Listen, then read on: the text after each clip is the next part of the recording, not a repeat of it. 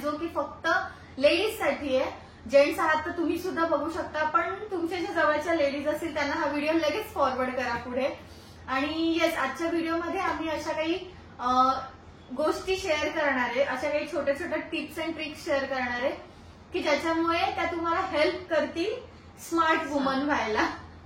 So yes, आमचा experience कमी आहे, पण त्या कमी एक्सपिरियन्स मधून आम्हाला जेवढ्या काही गोष्टींचा अनुभव आलाय, जेवढ्या काही आमच्या गोष्टी लक्षात आल्यात आणि त्याच्यामुळे आम्ही अगदी खूप नाही पण ज्या कोणत्या आम्ही अनुभवतोय किंवा ज्या गोष्टी आम्हाला वाटतंय की तुमच्या सोबत शेअर करावं, थोड्याशा काही बेसिक गोष्टी शेअर करणार आहेत. बेसिक असल्या तरी त्या खूप महत्वाच्या आहेत, हे मला सांगायला आवडेल की खूप बेसिक आहेत पण अगदी खूप महत्वाच्या आहेत, जे छोट्यांपासून मोठ्यांना सगळ्यांना लागू होतात. सो येस, पहिला मुद्दा असा आहे की मेंटली स्ट्रॉंग असणं. मेंटली स्ट्रॉंग असणं हे एवढं महत्वाचं असू शकतं. ह्याचा मागच्या काही वर्षापर्यंत काही गंध नव्हता की तसं असायला हवंय. म्हणजे जे म्हणायचे ना डिसिजन मेकिंग हे करता आलं पाहिजे, त्याच्यासाठी मेंटली स्ट्रॉंग होणं खूप महत्वाचं आहे. म्हणजे तुमचं सुरुवातीला अगदीच कॉलेजच्या आणि ह्याच्या वेळेत मन चंचल असतं वगैरे सगळं मान्य आहे, पण एका पॉइंटला येऊन ना ह्याची गरज लागते डिसिजन मेकिंगची. म्हणजे आपल्या लाईफ मधले काही निर्णय आपल्याला पूर्ण विचार करून घ्यावे लागतात आणि त्या विचारांवर पण ठाम असणं पण महत्वाचं आहे. येस, फक्त तो निर्णय घेणं नाही की तो मग तुमचा चुकीचा असू दे नाही तर बरोबर असू दे, तो निभावण्याची आणि तो पूर्ण करण्याची ताकद पण हवी. त्याच्यासाठी मेंटली स्ट्रॉंग असणं खूप गरजेचं आहे. आता रिसेंट गौरीचं लग्न झालं, सो असं प्रत्येक वेळी नाही होणार की तुमची आधीची लाईफ तुमची लग्नानंतरची लाईफ, म्हणजे बऱ्याच जणांची टचवूड, आमची तशीच आहे, काही चेंजेस नाहीयेत, मेजर चेंजेस नाहीयेत, थोडेफार चेंजेस तर प्रत्येकाच्या लाईफमध्ये होतातच. सो असं नाहीये की चेंजेस अजिबातच होणार नाही. प्रत्येक सिच्युएशननुसार आपल्याला फ्लेक्झिबल व्हायला हवंय. सो आपण मेंटली तेवढं स्ट्रॉंग असायला हवंय की प्रत्येक सिच्युएशन मध्ये आपण ऍडजस्ट करून घेऊ. म्हणजे ऍडजस्ट करायची अगदी तशी गरज नाहीये, पण त्रास करूनही काही होणार नाहीये ना, त्याला डील करता आलं पाहिजे. येस, त्याला चांगल्या पद्धतीने डील करता आलं पाहिजे आणि ते डिसिजन घेणं, त्याची ताकद आपल्याला मेंटली जेव्हा आपण स्ट्रॉंग असू ना तेव्हाच ती ताकद आपल्याला मिळते. आणि मी एक माझा स्वतःचा अनुभव सांगते की आफ्टर मीराच्या बर्थ नंतर, म्हणजे पोस्टपार्टम नंतर मला खूप असं लोनली फील व्हायचं. म्हणजे मला असं वाटायचं की माझं जग फक्त तिच्या भोवतीच फिरतंय आणि जे माझ्या आजूबाजूचे लोक आहेत, जे आजूबाजूचे ज्यांना मी बघायचे, आणि सोशल मीडियामुळे हे जास्त व्हायचं, तर ते मस्त फिरतायत, मजा करतायत आणि मीच ना अडकली गेलीये. म्हणजे मीरामध्ये मी गुंतली असं मला वाटायचं आणि मला त्याचा त्रास नव्हता होत, पण मग मला ना ते तो फ्रीडम पण नव्हता. म्हणजे मी थोडीशी ते पोस्टपार्टम डिप्रेशन म्हणतात ना तशा टाईप मध्ये माझं झालं होतं. सो त्यावेळेला काय व्हायचं, मी आजूबाजूला बघायचे ना तर मला ना ते खूप असं मनाला खात राहायचं की अरे मी घरातच बसलीये, मी फक्त नाही का मीरालाच घेऊन आहे, मी तेच सांभाळतेय, घरच बघतेय, मला बाकी काहीच करायला नाहीये. त्याच्यानंतर मग मी थोड्या महिन्यानंतर मला थोडंसं सगळ्यांनी सांगून मी बऱ्याच गोष्टी ट्राय केल्या.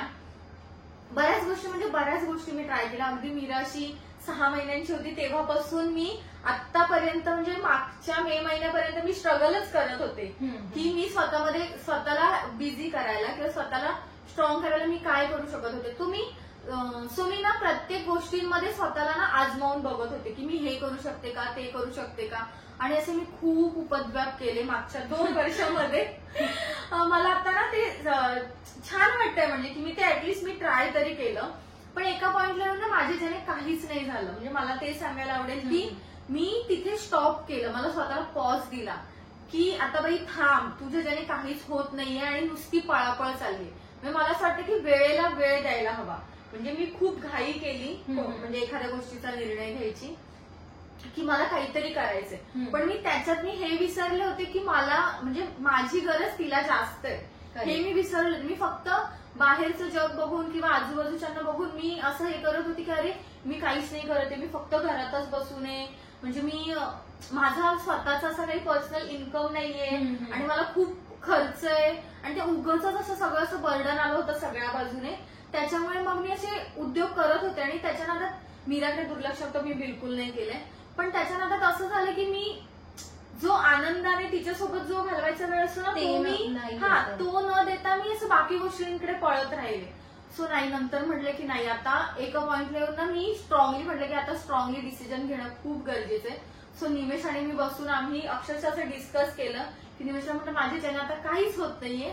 निमेश मला म्हणतो की मी तेच सांगते तुला, खूप धडपड चालली आहे ऑलरेडी खूप. म्हणजे तुला हे पण करावंसं वाटतंय, ते पण करावंसं वाटतंय, मीराला पण सांभाळायचं वाटतं, सगळ्या गोष्टी एकत्र. मला असं व्हायचं की मला बाहेर पण जायचंय, मला स्वतःचं इन्कम पण जनरेट करायची आणि मला मीराला पण सांभाळायचंय. आणि मग काय व्हायचं त्या सगळ्या पळापळीत आहे ना मला ते मॅनेजच नव्हतं होत, कारण का मीराला माझी जास्त गरज होती. सो मग त्या पॉइंटला मी म्हटलं की नको आता बास, आता मी खूप मोठा पॉज घेणार आहे, मला आता काहीच करायचं नाहीये. कारण का काय होतंय ना, मी ट्राय करायला जाते आणि मी खूप खूप मनापासून अगदी एखादी गोष्ट ट्राय करते, पण ते कुठेतरी काहीतरी गोष्टी अशा होतात आणि ते पूर्ण नव्हतं होत.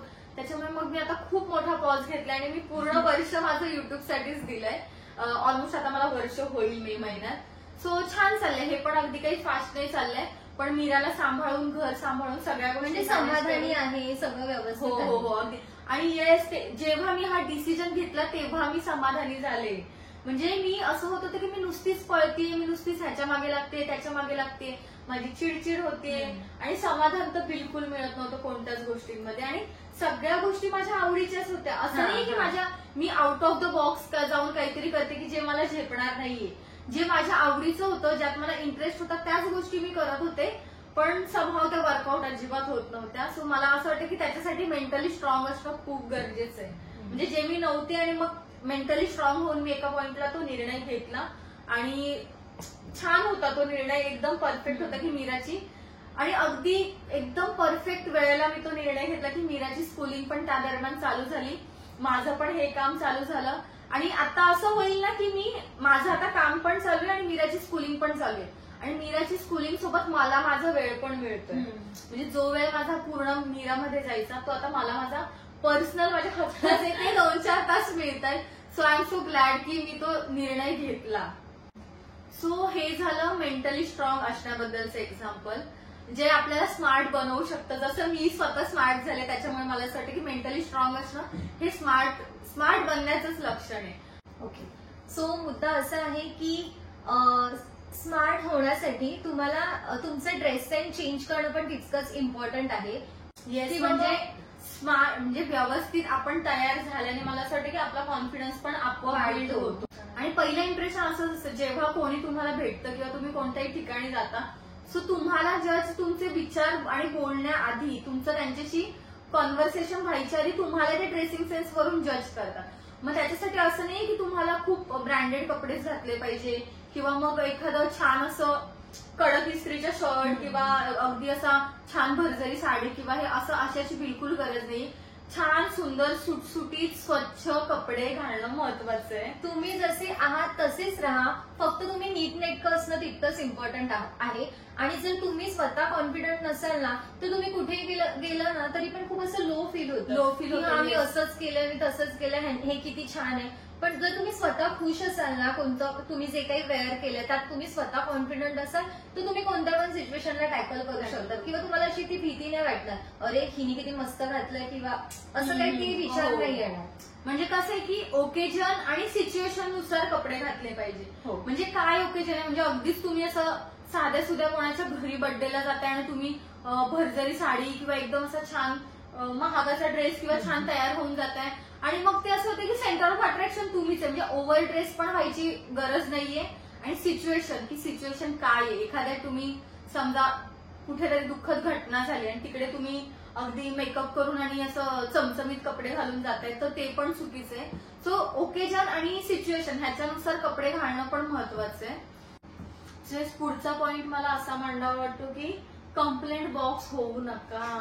म्हणजे सतत चिडचिड करणं, सतत एखाद्या गोष्टीबद्दल तक्रार करणं, सतत नाही का असं म्हणायचं, आपण स्वतः आपल्या तोंडाने म्हणायचं होतं की मी कुठे गेले तर माझं कामच होत नाही, माझ्यासोबत असंच होत राहतं, माझ्यासोबत कोणीच चांगलं वागत नाही, मला मैत्रिणीच नाही, मला कोण बोलायलाच नाही, नाही का, असं सतत काहींच्या तोंडात असायचं नेगेटिव्ह. असं सतत असायचं. एक तर काय झालं होतं, हे सगळे मुंबईला, मी एकटी तिथे, आजूबाजूला असं कोणी जवळचं असं नव्हतं आणि असले तरी तेवढं जाणं येणं व्हायचं नाही की रोजच जाता येईल किंवा आठवड्यातून एखाद वेळेला जाता येईल. त्याच्यावर पण डिपेंडन्सी असायची की सोबत कोणी असेल तर जाता येईल. सो त्याच्यामुळे ना मला हे प्रेग्नन्सी मध्येच हे सगळं माझं प्रेग्नन्सी मध्येच हे सतत कंप्लेंट करणारे सिच्युएशन्स पण तशा होत्या, त्याच्यामुळे ते सतत तसं असायचं. त्याच्यामुळे ना खूप असा निगेटिव्ह इम्पॅक्ट माझ्यावर पडत होता. म्हणजे सो ते मला असं वाटतं की ते कमी केलं पाहिजे. आणि त्याला एक असं होतं की स्पिरिच्युअल जोड काहीच नव्हती त्यावेळेला. म्हणजे हे सगळं त्यानंतर झालं. हो. आणि ह्यामध्ये मला एक ऍड करावं असं वाटेल की हो, म्हणजे तुझंच असं नाही की माझ्या बाबतीत पण असं होत होतं की लाईक आता ऑफिसला जाणं वगैरे माझं वर्क फ्रॉम होमच असायचं, पण त्यामुळे काही गोष्टी झालेल्या ऑफिसमध्ये किंवा मग त्यामुळे कामाचं प्रेशर खूप असायचं, मग खूप चिडचिड इरिटेट व्हायचं की काय घरीच आहे मी, ऍटलिस्ट ऑफिसला जायचं असायचं तर थोडं 4 लोकांमध्ये मिक्सअप होणं वगैरे ह्या गोष्टी असतात. मग आता जसं माझं लग्न झालंय ना, मला सांगायला आवडेल की मी स्वामींचं करायला आवडतंच मला, पण मी माझ्या सासूबाईंमुळे की जास्त स्पिरिच्युअल झालीये. म्हणजे खास उपासना करायला बसणं सकाळी किंवा मग प्रॉपर म्हणजे बोलतात ना की काही अध्याय वाचणं वगैरे, या सगळ्या गोष्टी मी करते आणि खरंच मला खूप छान वाटते. आणि सकाळी उठल्यानंतर असं नाही दडपण नाही, खूप आनंद आणि असं लिटरली कधी कधी असं ना डोळे भरून येतात ते जेव्हा आपण वाचतो किंवा काय करतो. खूप छान वाटतं आणि दिवस पण खूप छान जातो. आणि ह्या गोष्टींमुळे म्हणजे बोलतात ना डोकं शांत राहतं की बाबा आज पूर्ण दिवस आपल्याला देवाचं करून झालं की पूर्ण दिवस आपल्याला काय करायचं ह्या मुद्द्याकडे आपल्याला प्रॉपर वळता येतं. सो सकाळी ते केल्यामुळे ना म्हणजे पूर्ण एकदम डोकं शांत राहतं आणि मग आपल्याला आयडिया येते की हा बाबा आज पूर्ण दिवस काय करायचं, हे काम आहेत माझ्याकडे. मग ते ना व्यवस्थित स्टेप बाय स्टेप केलं ना की व्यवस्थित शांत डोक्याने छान होतं. म्हणजे सुरुवातीला माझं पण असं व्हायचं की घरात आहे ना कामावरून म्हणा किंवा ह्याच्यात म्हणजे मला असं वाटायचं की मी सतत त्याच गोष्टींमध्ये. पण गौरीचं लग्न झाल्यापासून मी नामस्मरण करायला लागले, जे मी आधी करत नव्हते. आणि म्हणजे स्वामींवर श्रद्धा होती, सगळं होतं, स्पिरिच्युअल सगळं होतं, पण ते करत नव्हतं, करण्यात येत नव्हतं. म्हणजे कृतज्ञता व्यक्त होत होती, पण एक 10-15 मिनिटं बसून खास त्याच्यासाठी देणं आहे ना, अगदी 10-15 मिनिटं अजूनही होत नाहीये. जपमायला हार्डली 5 मिनिटं लागतात, जी की 2-3 वेळा हे होते. पण ते पण वेळ मिळेल तसं, असं नाहीये की सकाळीच होतं, पण ते जेव्हा जेव्हा शक्य आहे ना तेव्हा करतेच.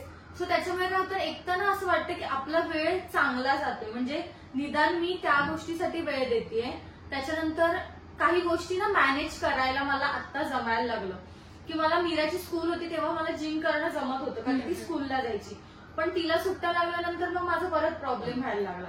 मग त्यावेळेला मी थोडंसं स्वतःमध्ये चेंजेस करून लवकर उठणं आणि मग त्या गोष्टी करणं आणि चिडचिड न करता. आणि हो एक्झॅक्टली, म्हणजे आपलं जे काही शेड्यूल रुटीन चालू आहे ना ते थोडं जरी डिस्टर्ब झालं ना की लगेच चिडचिड व्हायची. माझं पण इव्हन असं होतं की आता चल कधी झोपावंसं वाटलं, सकाळी जिमला नाही जावंसं वाटलं तर ना आणि नाही गेलो ना की खूप चिडचिड होते, मग पूर्ण दिवस जे काही काम करायचं वगैरे ना ते होतच नाही. हो, सो मला तसा फरक पडला की मी स्वतःमध्ये ते काही चेंजेस मी स्वतःमध्ये पण आणले, ज्याच्यामुळे मला मग माझ्या स्वतःसाठी पण वेळ मिळायला लागला, माझी घरातली कामं पण रुटीनले व्हायला लागली, मी मीरासाठी पण पूर्ण वेळ देऊ शकले त्याच्यानंतर, आणि सगळं छान सगळं व्हायला लागलंय. सो येस, ह्या गोष्टींना स्पिरिच्युअल बॅकग्राऊंड असणं पण खूप महत्वाचं आहे. आपण जर कंप्लेंट करत राहिलं ना, म्हणजे एखाद्या गोष्टीची आपण सतत कंप्लेंट करतो तर त्या गोष्टी ना कशा व्हायला लागतात. म्हणजे ते आपण एवढं स्ट्रॉंगली आपण त्या कंप्लेंट करत असतो ना मेंटली, ह्यात जर पॉझिटिव्हली केलं तर रिझल्ट खरंच खूप छान येतील. पण ही तक्रार जेवढी आपण निगेटिव्हली करतोय ना, त्या गोष्टी आजूबाजूच्या कधी कधी तशा नसतात, पण आपल्या मेंटॅलिटीने त्या सतत त्याच गोष्टी होत राहतात आपल्या. सो शेवटचा मुद्दा मला महत्वाचा असा वाटतो की आपण ना आउटर ब्युटीला जास्त फोकस करतो. आउटर ब्युटी सोबतच इनर ब्युटी पण तितकीच इम्पॉर्टंट आहे. सो इनर ब्युटी आणि आउटर ब्युटी ह्या खूप डिफरन्शिएट केल्या जातात. तुला काय वाटतं ह्याबद्दल? अगदी बरोबर आहे. म्हणजे मला असं वाटतं की आपण फक्त ना आपल्या दिसण्याकडे, राहण्याकडे, कपडे आणि मेकअप ह्याच्याकडे जास्त फोकस करतो आणि आपण दुसऱ्यांचं पण बऱ्याच वेळा तेच बघतो. सो त्याच्यासोबत आहे ना हेल्थकडे लक्ष देणं, म्हणजे आपली इनर ब्युटी जी आपली हेल्थ आहे त्याच्याकडे लक्ष देणं पण तेवढंच महत्वाचं आहे. म्हणजे कसं होतं, आपल्याकडे जेव्हा पैसे असतात आपण छान असा 2000चा ड्रेस घेऊ, जो की आपण फक्त 2 तासासाठी 2-4 वेळा वापरू, तो तेवढाही वापरला जात नाही, पण तो 2000चा ड्रेस आपण तरी पण घेणार. पण असा विचार नाही करणार की माझी तब्येत झाली किंवा मला फिजिकली फिट व्हायचंय म्हणून मी ते 2000 जिम मध्ये महिनाभरासाठी किंवा use योगा करते. जॉईन करावा. हा म्हणजे जे काही असेल ते स्वतःच्या हेल्थसाठी आपण ते नाही करत. किंवा आता मला ना असं थोडंसं माझ्या बॉडीमध्ये चेंजेस वाटतायत किंवा मला ह्याचा त्रास होतोय, सो त्या त्रासाकडे आपण बिलकुल लक्ष देत नाही. असं वाटतं की ठीक आहे ते होईल नीट असं बोलून आपण बऱ्याच वेळा त्या गोष्टी टाळतो.